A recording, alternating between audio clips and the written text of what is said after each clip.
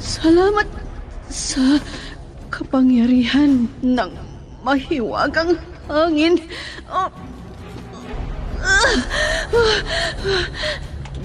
Nandito na ako sa kuweba. Aray ko! Manganganak na ako!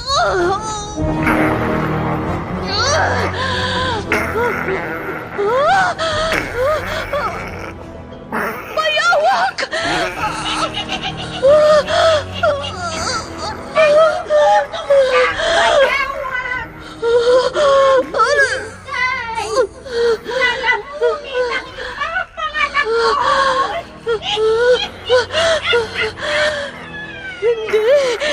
Hindi ko ipahihintulot. Bathala ng hangin! Iligtas mo ang lahi mo!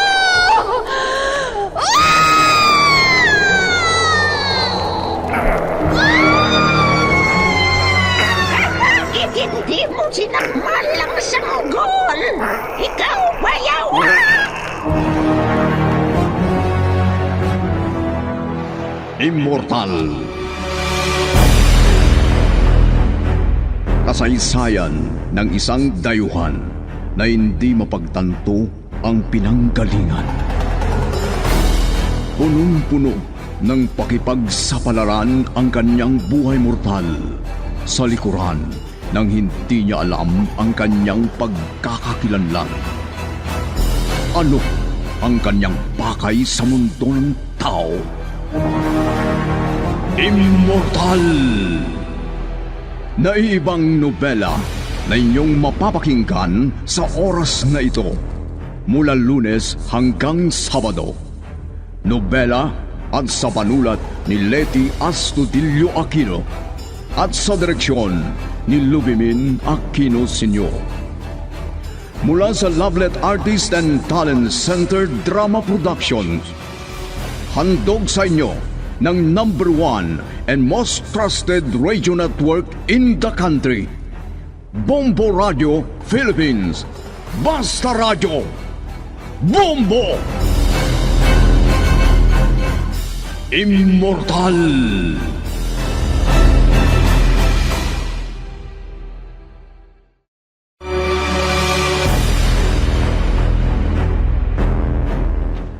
Ang nakaraan, hindi nakausap ni Gadon si Riana dahil wala ito sa bahay niya. Si Masa ang nakausap pero walang nasabi si Masa tungkol kay Artemio.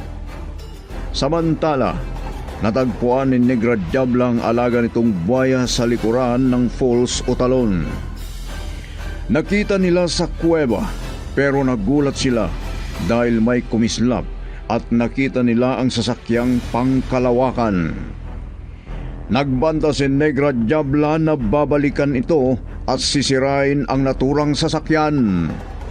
Ayon sa kanya, sasakyan ito ng kalaban nila na isa ring estranghero sa lupa ng mga tao. Noong pumunta si Marlon sa rooftop ng bahay, nakita niya si Artemio sa rooftop din ng bahay ni Riana at kasama si Amar. Nakita rin niya ang lahat ng pinagawa ni Artemio sa bata. At ngayon, narito ang karugtong ng nobelang pinamagatang Immortal!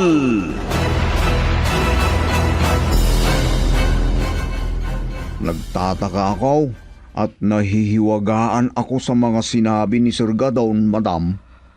Marami siyang nais malaman tungkol sa may bahay ng kapitbahay ni Riana. Sa ninong ng anak ng ibig kong sabihin. Di mo ba alam, ikaw ang lagi niyang kasakasama? Kayo din po, Madam. Gusto niyang kayo din po ang kanyang pagtatanungan.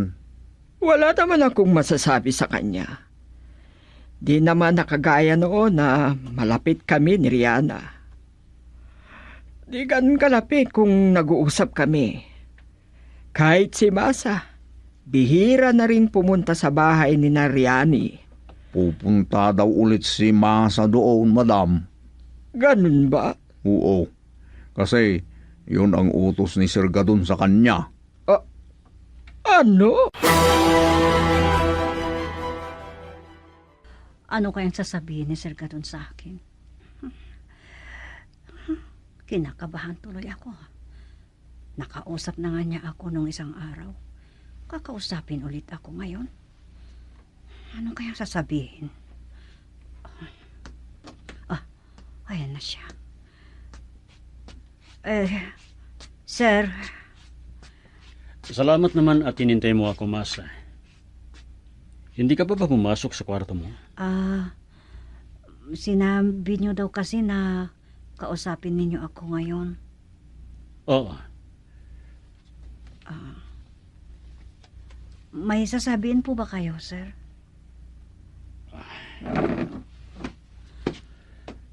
Masa, itimplan mo muna ako ng kafe. At magkafe tayo habang nag-uusap. Opo, sir. Sandali lang po. Ano kayang sasabihin ulit ni Sir Gadon? Mahirap na to. Hindi pa ako nakapunta sa bahay ni Riana para kausapin gaya ng sinabi niya nung isang araw. Ang dami pa kasi akong ginagawa. Paano na kaya to? Pero nahihiwagaan ako. Pero gawin ko muna ito. Tapos balik ako doon sa kanya.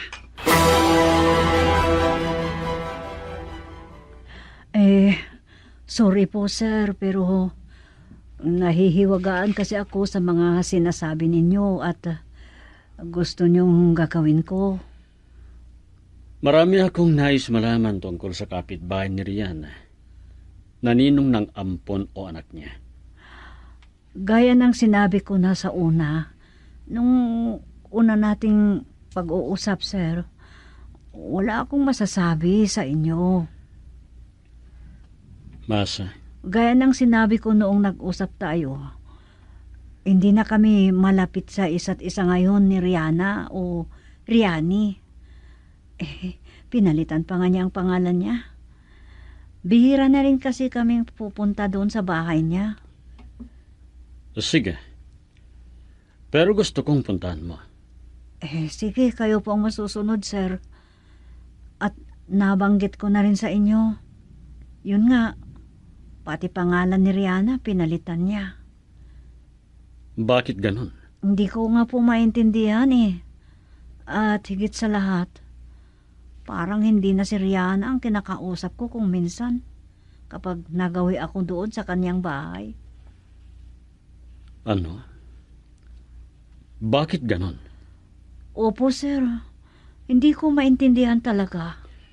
Ibang-iba na si Riana ngayon. Basta puntahan mo, At gagawin mo ang sinabi ko. Sige po, sir. Gagawin ko. At mag-usap muli tayo. Opo, sir.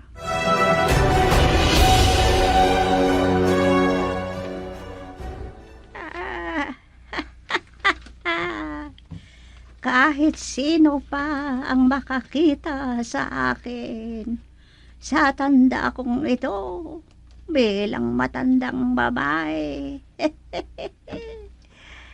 Hindi nila akalain na isa akong babaeng mandirigma. Andyan naman pala si Buhaya Komando sa lawa. Shhh! Buhaya Komando! Huwag kang masyadong gagalaw dyan. Ay, maghintay ka lang nagpangkakataon. Tatawagin din kita.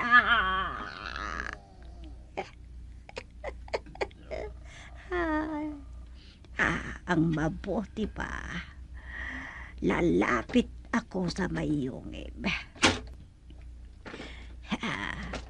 Isang matandang babae ang magiging bisita ng kung sino man na nandyan sa loob ng sasakyang pangkalawakan.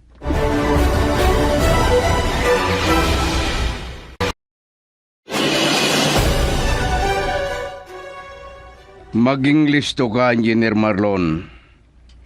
Paandarin ko ng sasakyan natin. Biglang paglabas natin dito. Ngayon na. May kaaway, Artemio! Gamitin mo ang armas mo. Ayun na!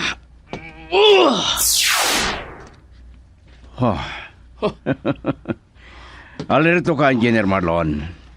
Sige. Lalabas na tayo dito. Oh.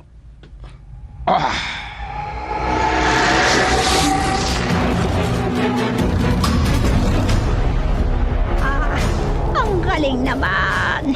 Hindi ko man lang nagamit ang aking pana. Ayun na. Sundan ko yon. Susunod ka sa akin, buhaya komando! Gagamitin mo ang kapangyarihan na naipagkaloob sa'yo! Makapangyarihang Negra Diabla! Lipad! Negra Diabla, lipad!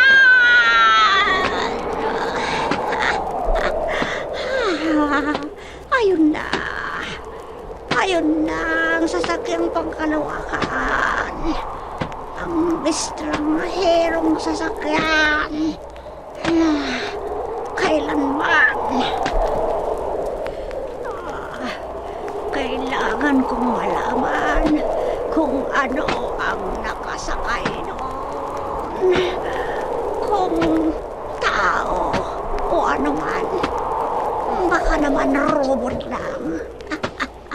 Hindi ko hihiwalayan. Sige lang. Habol! Hahabulin kita kahit saan ka makarating.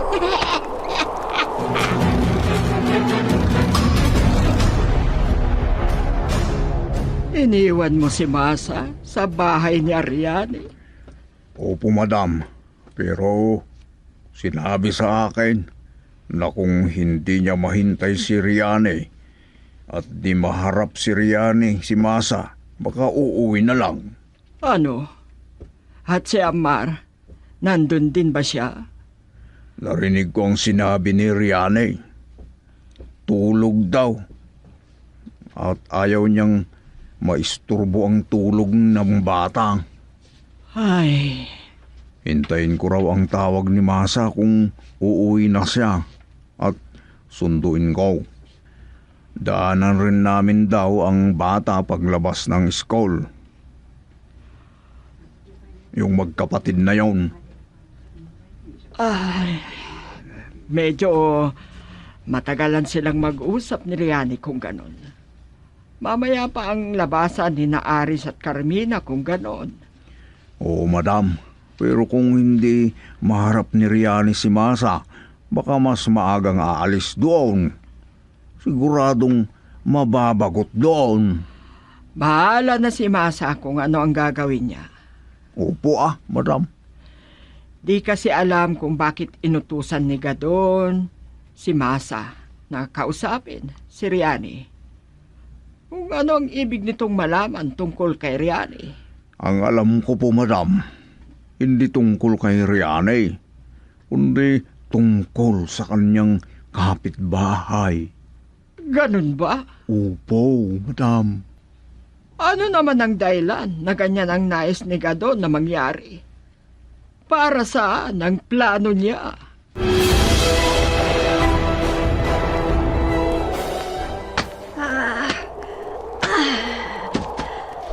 Bakit kaya?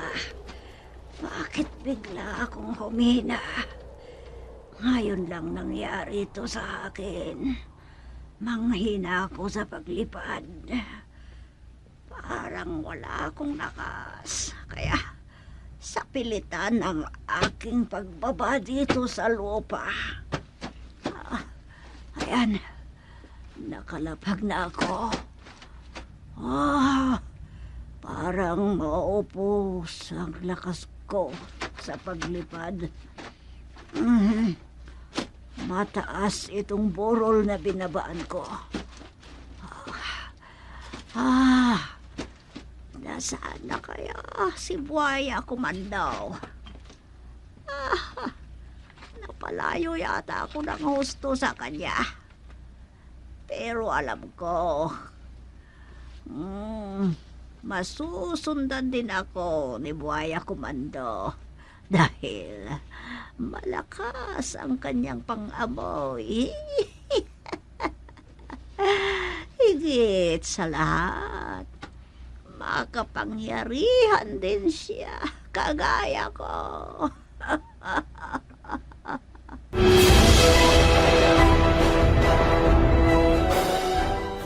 Nandito na tayo, Engineer Marlon. Baba na tayo. Opo, sir.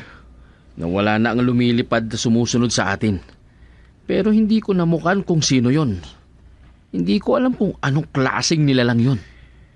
Isang estranghero dito sa mundo ng tao, Engineer Marlon. Ano? Estranghero? Sir Artemio? Oo. Huwag kang mag-alala. Sige, sunod ka sa akin. Pupunta tayo sa pinakamalaking stock room. Artemio? Sir. Narinig mo ba ang sinabi ko? Yes, sir. Sige, sundan mo ako. Ano itong nangyayari sa akin? Parang lumilipad ang isip ko. Paiba-iba ang naiisip ko. Kung ano-ano ang pumapasok sa ulo ko. Parang nabibingi pa ako. Halika na, Engineer Marlon. Ha?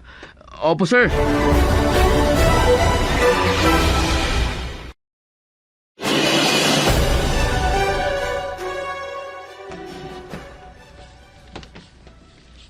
Oh. Ayan. Halika, Marlon. Yes, sir. Anong gagawin natin dito? Alisin natin ang mga nasa gitna ng stock room. Aalisin natin lahat? Oo.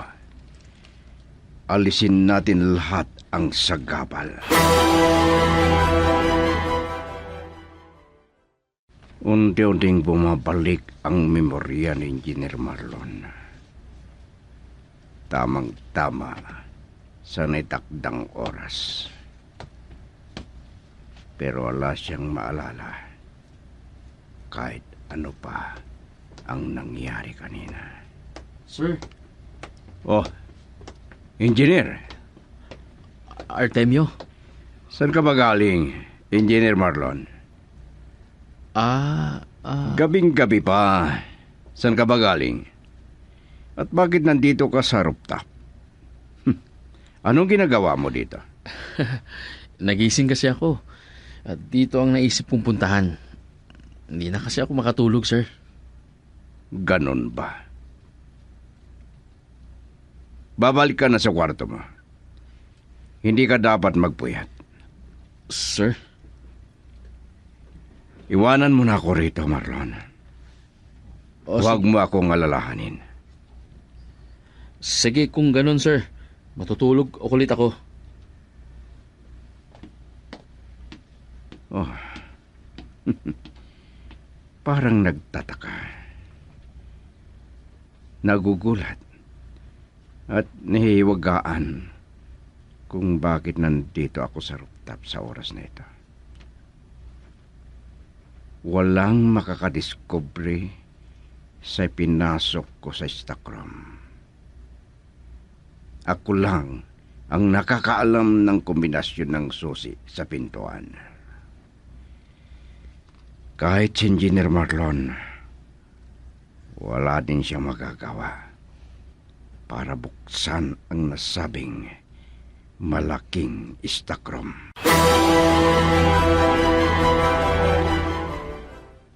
Sandali lang. Bakit ganito ang suot ko? Anong nangyayari sa akin? Nagising ako at nasa rooftop ako. Bumangon ba akong nakatulog? Bakit ganon? Paano ako nakarating sa rooftop na hindi ko alam? At ang nakapagtataka, bakit ganito ang suot ko? Ano pa ang mga ito? Parang laser gun. Saan ko nakuha ang mga ito? Ano ang ibig sabihin ng lahat ng mga ito? Babalik ako sa rooftop. Sigurado ako na alam ni Sir Artemio ang lahat ng ito.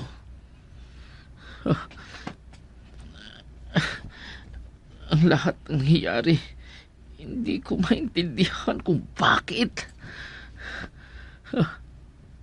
Talagang di ko lubos maisip ang mga ito.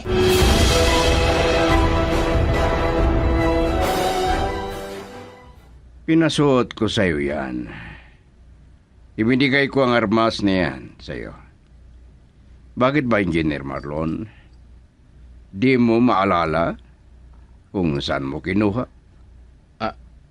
Ano? Ibinigay mo sa akin? Kailan? At saan mo binigay sa akin? Hayaan mo na. Ang masasabi ko lang, bagay sa'yo ang kasuotan niyan. Sir Artemio? Totoo ang sinabi ko sa'yo. Bagay mo yan. Para kang mandirigma sa kalawakan. Ano? Imposible. Bakit hindi ko maalala ang mga sinasabi niya? Itago mo yan, Marlon. At kung sasabihin kong isot mo, isot mo. At mamasyal tayo sa kalawakan. Ano? Oh, sobrang gulat mo. Lumaki pang mga mata mo. Ano? Bakit? Nakalimutan mo na ang sinabi ko noon sa'yo na isa rin akong piloto? Isasama kita kung pupunta tayo na bibili ng helikopter, Marlon. Isasama kita kung pupunta tayo na bibili ng helikopter. Helicopter? Oo. Pero bakit ganyan na lang ang gulat mo? Nanlaki pang mga mata mo. Artemio? Bibili ako ng helikopter para magagamit ang ituktok ng bahay na nadisenyong para sa helikopter o isang helipad. Talagang bilyonaryo itong boss ko. Oh, madaling araw pa. Ipagpatuloy mo ang matulog, Marlon. Huwag kang magpupuyat para hindi masira ang kalusugan mo. Iwasan mong magkasakit, Engineer Marlon Montero. Kailangan kita habang nandito ako.